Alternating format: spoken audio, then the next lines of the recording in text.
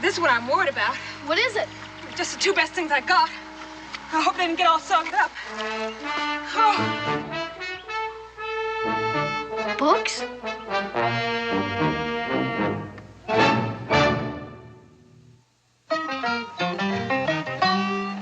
Daniel Boone was a man, yes, a big man, with an eye like an eagle and as tall as a mountain was he. Daniel Boone was a man, yes, a big man. He was brave, he was fearless, and as tough as a mighty oak tree. From the coonskin cap on the top of old Dan to the heel of his rawhide shoe, the rippin'est, roaring'est, fighting'est man the frontier ever knew. A big man, and he fought for America to make all Americans free. Daniel Boone.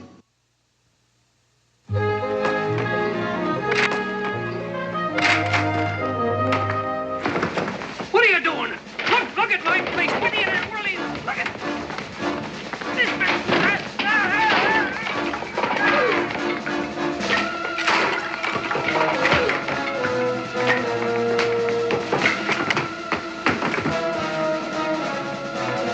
What's going on here?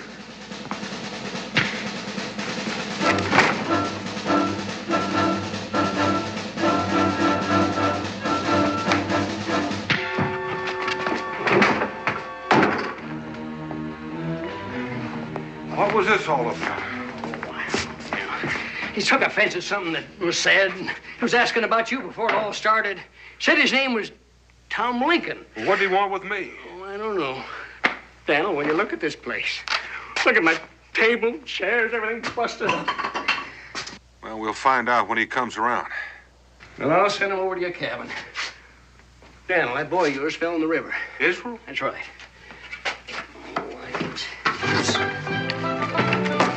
Here, Nancy, have a hot cup of tea.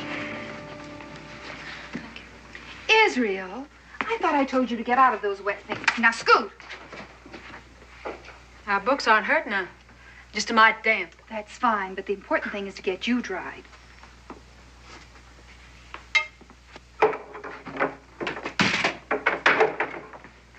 Is Israel all right? Yes, Pa. He was catching turtles and he fell in the river. And this young woman fished him out. Oh, no, I fell in and he pulled me out. I want a baby boy just like him. He's got more grit than a sandbar. I went under and he ottered in and swum out to save me. Now, that's the kind of baby boy I hanker for. You must be Daniel Boone. My husband, Miss Nancy Hanks. Howdy. Dan, what happened to your ear? It's been bleeding. Oh, it's nothing, just a little scuffle. Nothing. You sit down there. I'll get something to fix it with. Oh. Nancy Hanks. Where are you from, Miss Hanks? Elizabethtown. Some folks call me Nancy Sparrow. Because I lived there with my aunt and uncle, Tom and Betsy Sparrow. Oh. They have a lilac bush by the front door. Let me have a look at that here. Where'd you have the fight? Cincinnatus's Tavern. Who hit you? Some wild young buck by the name of Tom Lincoln. Then you must have riled him. I reckon I did. He's a rip snorter when he's riled.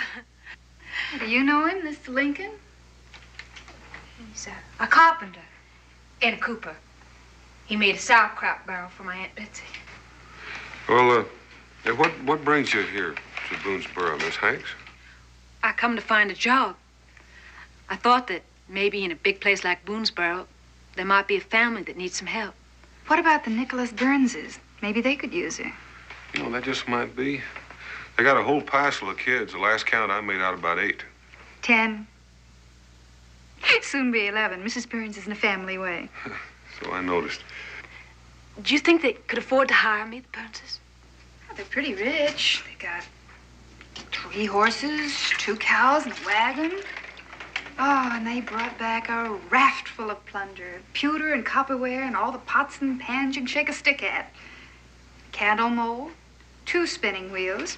Well, did they bring along any books? I didn't see any. Well, that's too bad. Do you like books? Oh, they open up your eyes and your mind. I want to read all I can so I can be ready for him when he opens up his eyes. Him? Who? My boy baby I was talking about. I can just close my eyes and see myself loving him and nursing him and raising him up against the sky and saying, "Here we come." Where from? But I know, deep down inside me, wherever he comes from, that he will rise up into greatness. How do you know that? Well, I was walking in the woods, in a grove of wild crabapple trees, and they was in bloom. And I heard a voice above me, like it was in the blossoms. And it said, right out, clear as day, "You will have a boy baby, and he will sit in high places." The voice of God? Oh, no. It sounded more like my grandmother. But it must have been most unsettling. But it is Miss Nancy, isn't it, Miss? That's the trouble. I know who I want for my boy's father, but he wants somebody else. Well, maybe things will work out. Becky, could I have a little of that tea? Of course.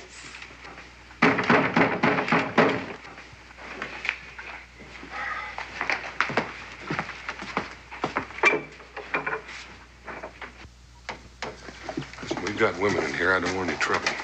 I didn't come for no trouble. My name's Tom Lincoln.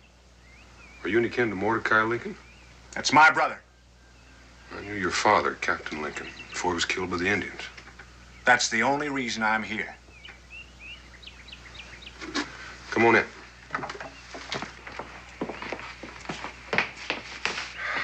This is my wife, Rebecca, Mr. Lincoln. Miss Boone. Mr. Lincoln. Nancy Hanks. Mr. Lincoln, What are you doing in Boonesboro? I came to find a job. A hired girl? Well, it's better than poking my fist into other people's ears. I'll see you later, Boone, when you're not so fuddled up with damp females. Hold your horses. I was just about to leave. Where do these Burnses live? You can't go out like that. You gotta dry out first and prink yourself up some. You look like a wet dog. Well, it's better than smelling like one. I'm obliged for the tea. All right, I'll go with you and get you acquainted with Mrs. Burns. A wrathful man stirreth up strife, but he who is slow to anger appeaseth strife. Proverbs.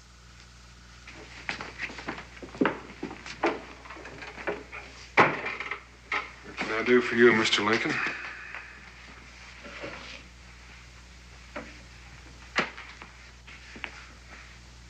Do you believe in slavery? No, I don't. Do you? Slavery's against God's law. And we're both on the same side. But did you come over here to discuss slavery? Well, no. I come for some advice. What about? Well, I've had a job lately hewing out timbers for a new sawmill Denton Gahegan's building down on Squirrel Creek. A couple of days ago, he bought 2 slaves and put them to helping me. It must have been the 2 that came through here the other day with that fat slave trader. That's them. Well, what did you do? I quit. If I work alongside of slaves, it'd be the same as saying I believed in slavery, wouldn't it? Could be taken that way. It sure could. But now here's the rub. Now Gahegan won't pay me for the 3 months' work I already put in. So what should I do? Why are you asking me? Who should I ask? You're the head man here, ain't you? This place is named after you, ain't it? I reckon it is. Well, so there ain't nobody else to ask. Well, I reckon your only way out is to sue. Well, now, how do I do that? Well, you know the man down at the tavern, Cincinnati? Yeah. Well, he's a justice of the peace. Go see him. And that's the best you've got to offer. That's it. Unless he sues you back for busting up his furniture. I've already agreed to mend his furniture, and when I'm through, it'll be better than what he had in the first place. And that's more than I can say for Kentucky. Now, what's wrong with Kentucky? Look at the mess it's in. A man can't collect what's owed him. If it's an honest debt, he'll collect it. You bet I will. Thanks for nothing. Hey, wait a minute. What do you mean, honest debt? You casting doubts on my honesty? I said the court will decide it. Well, I'm casting doubts on yours. Now, you just wait just a minute. That wasn't no honest punch that flattened me out. What was it? It was a lucky punch.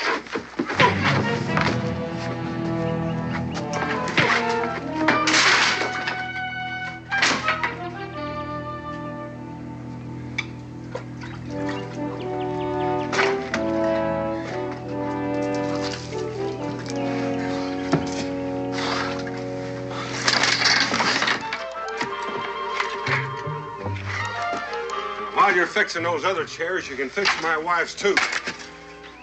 If you can. What happened to my chair? He sat on it too hard. Good day, Mr. Lincoln.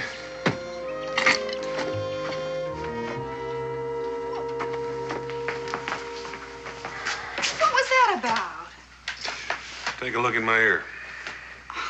Not again. Oh, I'm sorry for Nancy's sake. What's Nancy got to do with this? Tom Lincoln is the one Nancy wants for the father of her boy baby. Coming here to Boonesboro for a job was just an excuse to follow him. Well, did she get the job? Yes, they were glad to get her. Now, just a minute. Did she say she followed him here? Oh, of course not. But didn't you see the way her eyes lit up when you first mentioned his name? No. And didn't you see how she defended him when she said you must have riled him? Yeah, I heard that. And did you see how she tied into him for fighting? Yeah, I heard that too, but I still got whomped in the ear. You men can be so thick-headed about some things. They're in love. I'll bet a stack of feathers on it. Well, I'll wager that no baby boy of Tom Lincoln's will ever amount to much. Here, give me that.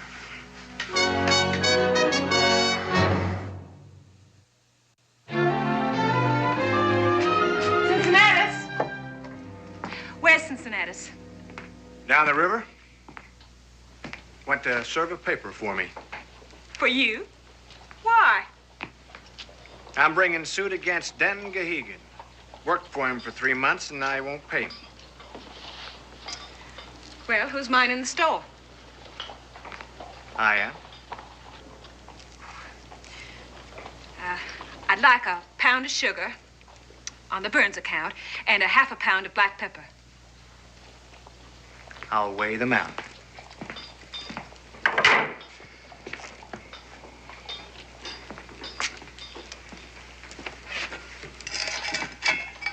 How long you gonna be in Boonesboro? At least till I mend this furniture. You ain't getting paid for that either. No, I ain't.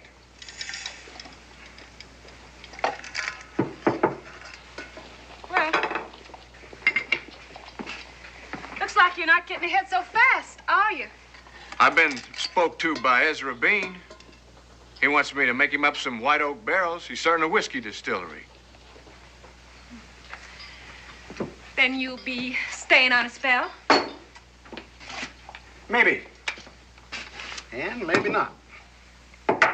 Some fellow spoke to me and he wants me to go buffalo hunting with him out on the prairies. Buffalo? Prairies?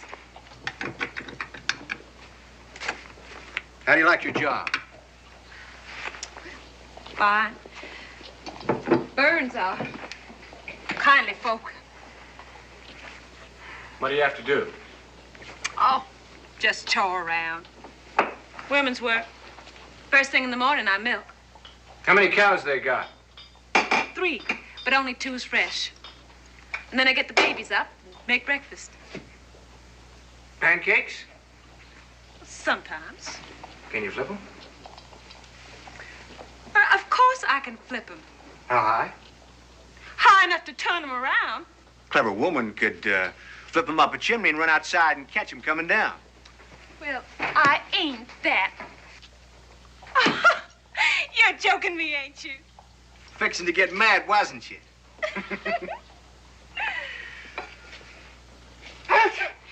God bless you. This is black pepper. This is black pepper. What do you do after breakfast? I make cheese and sew dotties and wash the babies. And then I make dinner and hoe the cabbages and round the cows in and milk them. Then on a Monday, I do the washing and on Tuesday, the ironing. This morning, I strained out a tub of wild honey. But that ain't every day. Mrs. Burns, she's so poorly that I had to put her to bed, too. But then, I get to sit by the fire and read my storybook on my Bible. It's my favorite part of the day, reading a little. Reading? What's the matter with reading? Puts notions in your head. Well, a head should have some notions in it. Not the kind you got. Well, what kind should it have, like yours?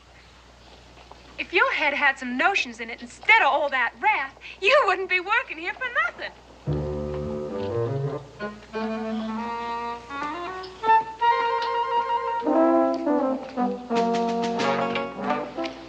Oh, Miss Nancy! Hello, Israel. Pa told me to tell you. We got some books. Well, that's wonderful. What books? I don't know, but one of them's a fable book. Aesop's Fables? Yeah. Did you read it? No, I told you. I don't like books. Good boy. Could I borrow it? I reckon that's why Pa told me to tell you. Good. Then I'll amble over tonight and get it. Well, you thank your pa for me, Israel.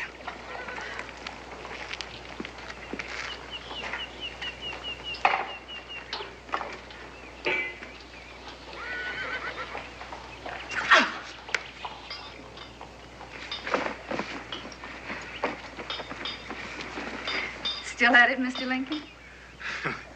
Well, when I get going, I'm too lazy to stop. I see you were socializing with Nancy Hanks. That's nice. Yeah, in a way it was. We was acquainted in Elizabethtown. She must get quite lonesome here. You never get lonesome when you're working, and she's busy as a horse's tail in fly time. You know, she'll make somebody a fine wife.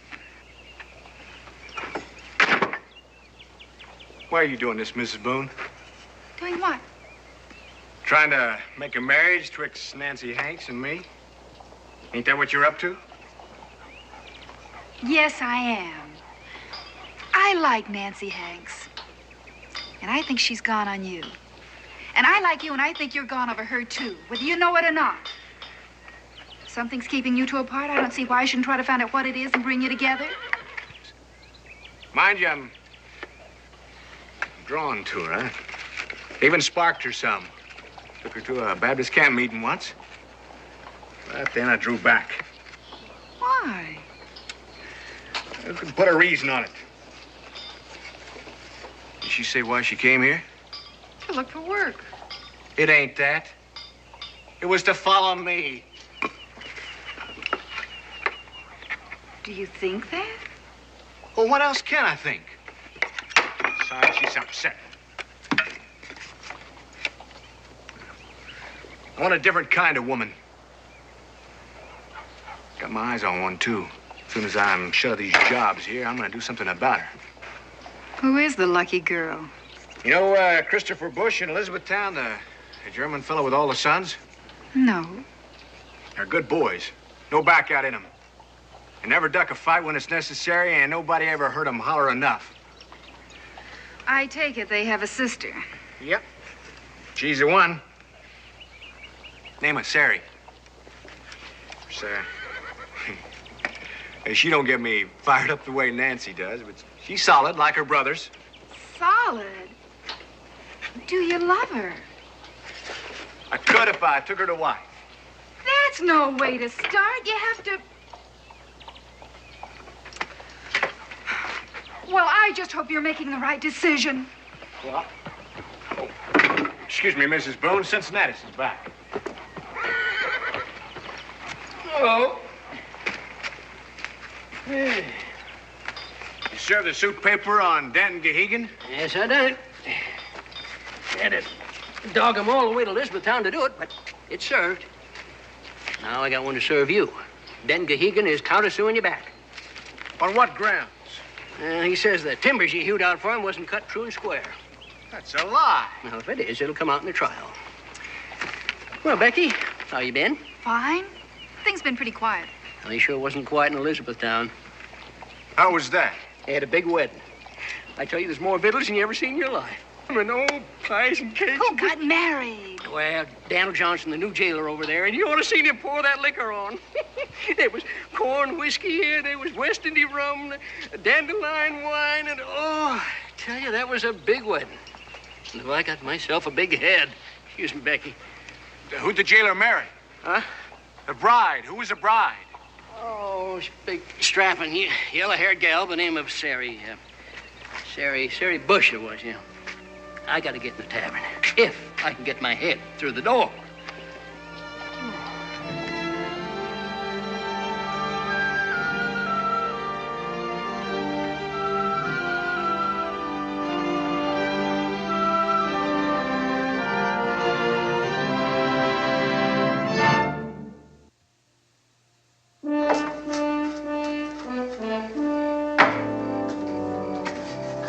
Pa, Chief Cutnose was a bad Indian, wasn't he? Well, he burned a lot of white men at the stake. 3 that I know of. Well, when he was killed, did you peel off his hide and make your razor stomp out of it? I certainly did not. That made me as bad as he was. Who told you that? Foxy Graham. Well, Foxy Graham was stretching the truth like his old man does occasionally. Come around here and hold this for me. As a matter of fact, my razor strop was made out of a piece of buffalo hide. I told you you wouldn't skin him. Well, thank you for sticking up for me. Can possums talk? I reckon they talk to one another. No, I mean talk English. Now, who told you that? Cincinnatus. I heard him gabbing to some men. He said that you're the best rifle shot in Kentucky. And even the possums know it. He said once, you treat a possum. You were just drawing a bead on it. And he yelled up, "Say your prayers, possum. This is Daniel Boone down here." He yelled down, "Don't you down? I'll come down." Well, that's a stretcher, son, but it's a better story. Nancy Hank says that books can make you laugh and cry. Can they? Well, it makes some folks laugh and cry. Did you tell her we've got some books? I told her. She says books take you way out yonder. Do they? Well, the good ones do. Never took me way out yonder. Maybe I should try another one. Well, it wouldn't do you any harm. You haven't been doing too good in your learning. Maybe it'd help to read a few books. That's not the kind of learning I want. I want to learn how to kill bears and trap varmints like you do. Well, those old times are changing. Kentucky's not always going to be the dark and bloody ground. Pretty soon a man will have to be educated just to live here. I don't see what's wrong with being a trapper and a hunter. Oh, hi, Nancy. Good evening, Mr. Boone. Israel? Come to borrow a book? Yes, I have, thank you. Books ain't as plenty as wildcats in these parts. I come to borrow Aesop's fables. And I brung you Robinson Crusoe. I know you'll like it. It's about the adventures of a man cast away on a desert island. Thank you. There you are, son. Read it. But tomorrow, it's bedtime. Night, Pa. Night, Nancy. Come on in, Nancy. Rebecca, Nancy Hanks is here. Nancy! Oh, Nancy, how nice to see you. Did you hear the news Cincinnati's brought back from Elizabethtown? No, ma'am. We was fixing to boil up some soap, and I was busy all day leaching out ashes and making lye. There was a big wedding over there. And guess who got married? Sari Bush and Daniel Johnson.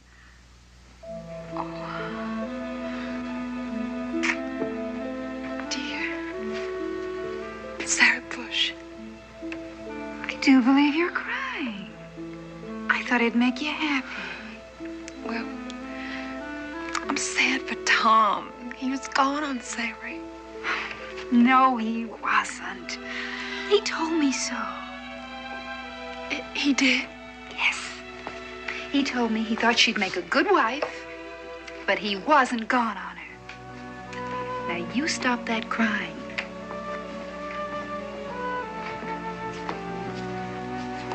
Here's a book. Thank you. I'll take good care of her. I told Nancy about the wedding. Now she has a clear feel for Tom Lincoln. Oh, Tom Lincoln won't never marry me. He's got something against me. Well, what in the world has he got against you? Well, I don't know. He gets close and then he backs away. What do you think it is? Well, I don't know either, Nancy, unless... Well, maybe he doesn't like the idea of your following him over here. May think it's a little too forward. Who says I followed him over here? Is that what he told you? Well, he sort of mentioned it. And you think that that's why Tom is so standoffish? Because he thinks that I'm too forward? Well, if he does, it's a mighty silly reason. Come in. Daniel? Tom Lincoln here's got a favor he'd like to ask of you.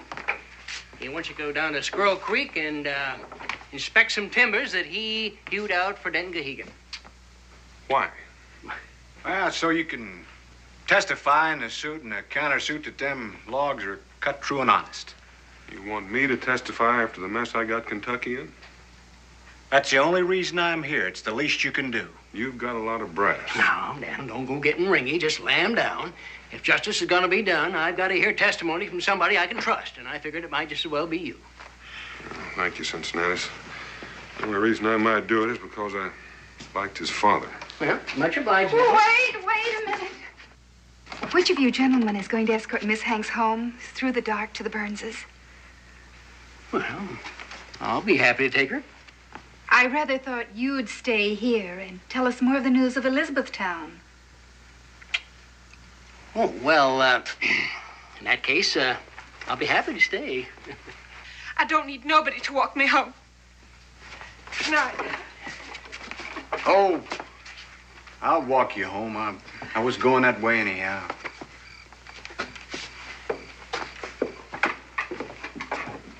At least we got them together. That Lincoln, he's as ornery as a sore-toed bear. Just 'cause he asked you a favor. No, because he keeps putting off that fine girl. Well, now, what's that for? 'Cause I kind of like you. You know, you're the only married couple I know who makes me regret being a bachelor. Good night, Cincinnati. Good night, Daniel. Becky.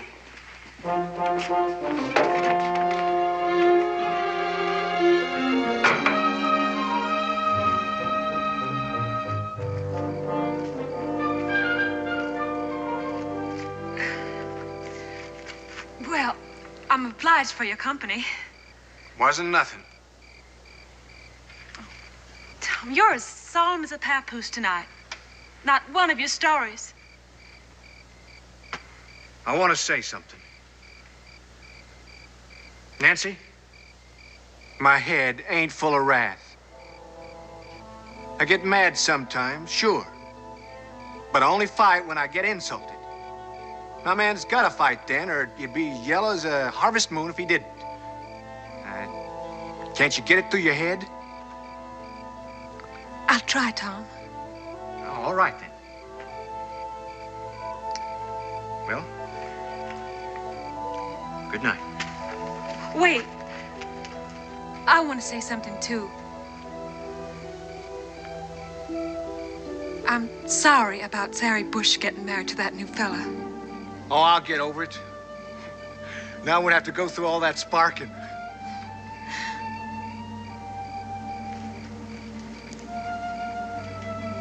That ain't the real reason I'm glad. Maybe Sari Bush wasn't the woman at the fireplace. My dream. Dream? I've been having a dream lately. My sleep. Same dream.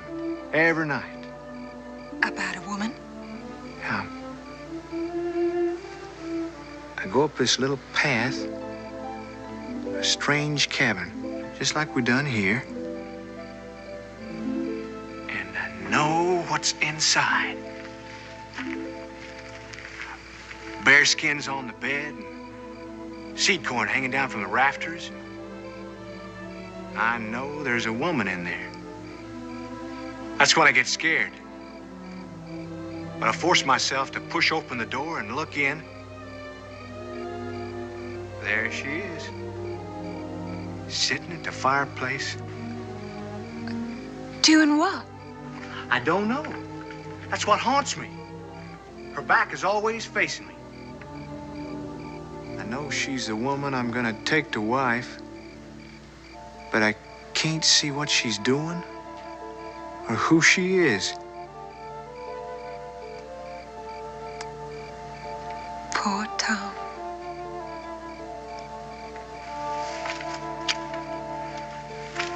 You have to go in right away? Yes. Good night.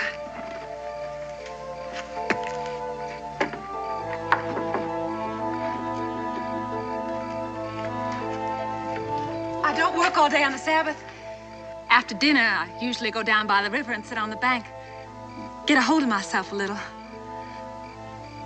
Good night.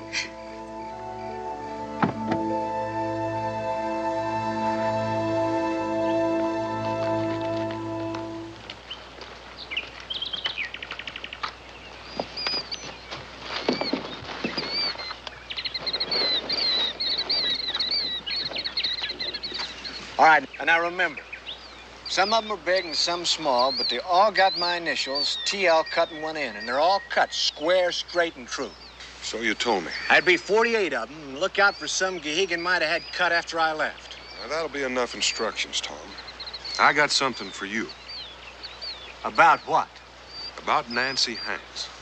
Suppose she did come here looking for a job. Does that mean she was following you? And what if she did? There's no reason to back off from a girl. And who are you to judge, anyhow? That's my business and not yours. All I'm trying to say is, don't be so pumpkin-headed about it. If you're so strung out about being honest, why don't you be honest with yourself for a change? Well, that does it. Well, cool off, Tom.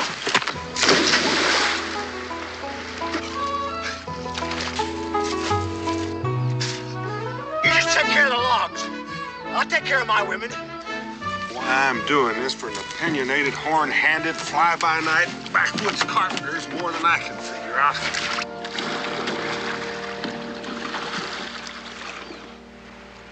Oh, all the way to Shawnee's Town, long time ago. And when we ain't talking, you can almost hear the bells. Bells? Bells. Bells ringing out the glory. The glory of what?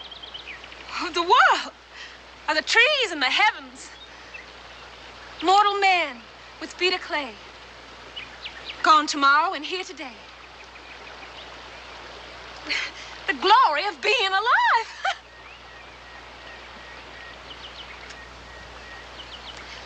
Here. I brought some of my biscuits. You want to try one? Don't mind if I do. There's fresh churned butter on it.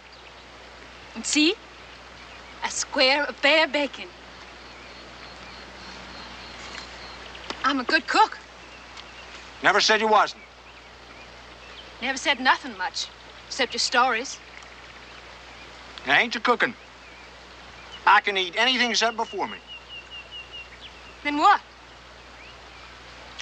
Well, it's Well, is it because I come to live here in Boonesboro? It ain't none of my business where you live. Who am I to sit in judgment on that? Then what is it? Well, if you must know, it's your giddy goose-capped ways. You're so brain wild and notional. Your head's full of dreams and legends and strange stories and philosophies you get God knows where. Well, you have dreams. I have one dream, and it ain't like yours. And I don't hear bells on the riverbank or voices in the woods and reading books all the time. What kind of a woman is that to take to wife? To abide with? What are you? I'm a believer. Believer in what? I believe in babies and people and animals and fishes and flowers and houses and farms and in hunger and thirst and in life and eternity after life.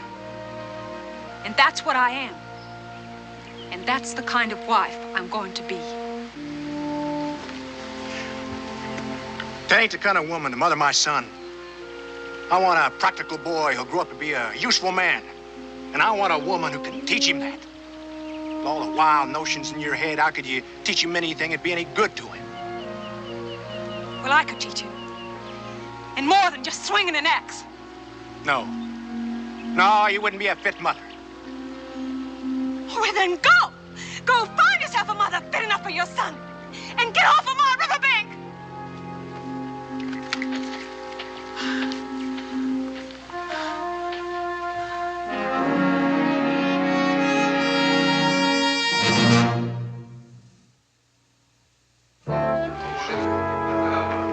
I might have known I couldn't get a fair trial here at Boonesboro.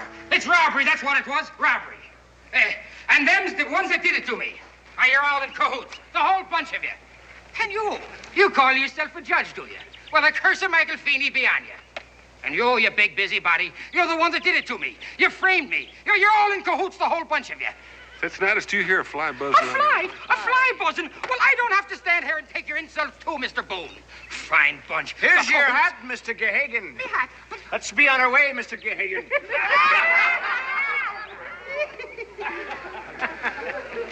I'm obliged for your help, Miss Boone. Just told the truth. I'll get on your porch chair right away, Miss Boone. And I'll get back to the tavern.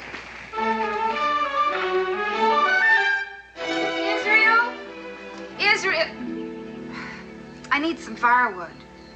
Israel, you hadn't had your nose out of that book since the trial. Just a minute, Mom. This minute, firewood. Yes, ma'am.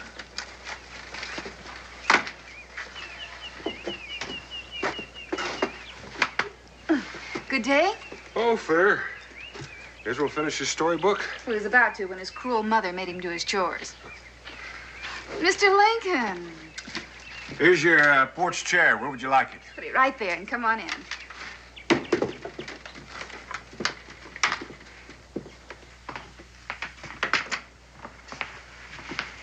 Well, how much do I owe you, Lincoln? Not a thing. Present for Miss Boone. Thank you very much. Tea? Coffee? Oh, no thanks. I gotta be moving on. Oh, you must be getting ready to start your whiskey barrels. No, I'm passing that up. I'm on my way to New Orleans. New Orleans? How? Well, I'm gonna go down to the Ohio and build me a broadhorn flatboat, float her to the big river, and then on to the French settlements. Want to go partners with me? Me? Partners? I know you won't cheat me none. Well, that's a fact, but No, there are too many people down that way to suit me. Well, we could sell a flat boat for the lumber in it and then come on home. And what if he can't sell the boat or get stove up in a wreck? Oh, I've lived on acorns and slept in the rain before. I reckon I can do it again. How about it? Well, He'll do no such thing. He's going to stay right here in Kentucky. And that's what you should do, too. Take your Gahagan money and buy a farm. Build a cabin and settle down. Well, you gotta have a wife to settle down, and I ain't got no wife. When are you leaving? Right away. Aren't you going to say goodbye to Nancy Hanks? No, I ain't. I don't care what I dream about. A man can't mess up his life on account of what he sees in his sleep. I ain't gonna take her to wife, and that's final. All right, don't.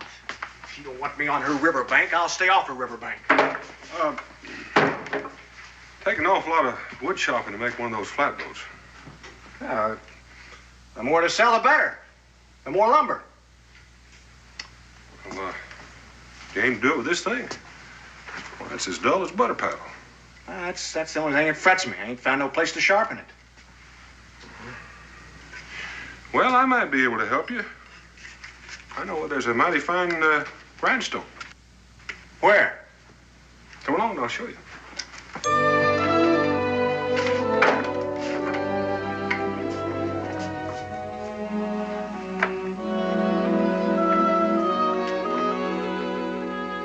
Hey, wait a minute.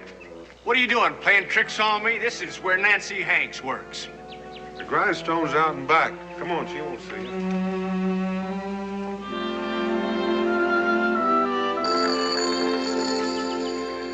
Howdy, Daniel. Nick. Tom Lincoln, Nick Burns. Well, Mr. Lincoln. Howdy do. Want to sharpen the axe, do you? I'd be obliged. My wife didn't want me to fetch this stone along, but it's made me friends with every man east of the Green River. You'll need some more water, Nancy.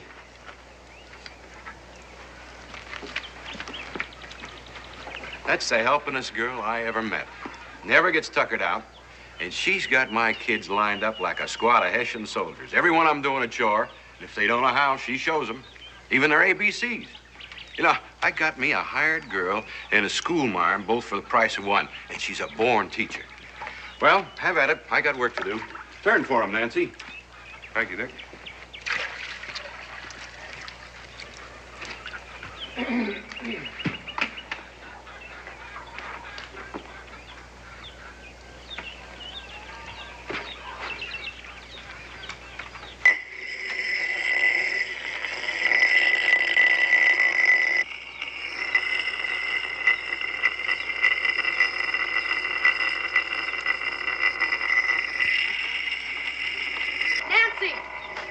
I finished it. I read all the way through it, and I didn't get any spots on it neither. Washed my hands every time before I touched it. Well, it belongs to treat a book like that. But did you like it? Oh, yes. Wasn't it good?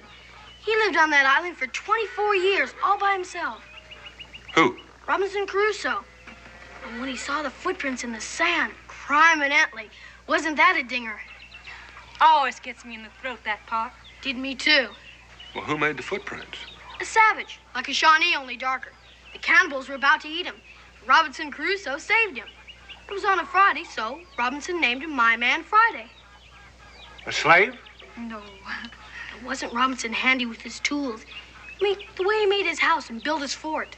Tools? That's in the book? It is. And wasn't old Robinson a good man? Praying to God and cleaving to the promises in the Bible, keeping his faith. Doing all the good he could, even when he was taming his goats. What else have you got, Nancy? What other books? Just my Bible. I didn't think you liked books. You changed me. I never knew they had so much good stuff in them. Well, then I'll give you back your fable book. It's got lots of good stuff in it. Only you'll have to think some to get it out. Could you do that? I can try.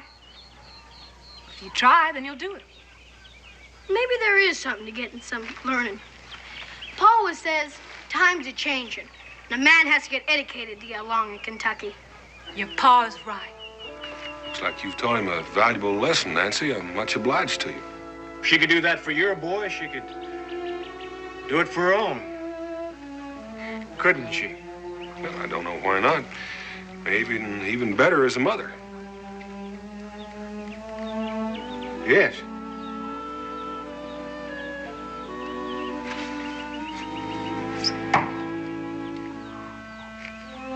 I don't think I ever said this before in my whole life, but I'm saying it now. I was wrong.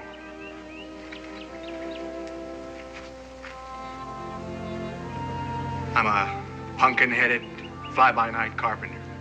Jesus was a carpenter. And so was his father. There's a sight of difference twixt me and Jesus. Jesus never got married. Neither did you. No, but I want to. Had a dream again last night. About the woman by the fireplace. She finally turned around. Did you see her face? Yes? Who was she? She was you. What? So will you, Nancy? Will I what? Will you do me the honor to be my wife and the mother of my son? Yes, I will. And thank you for the offer.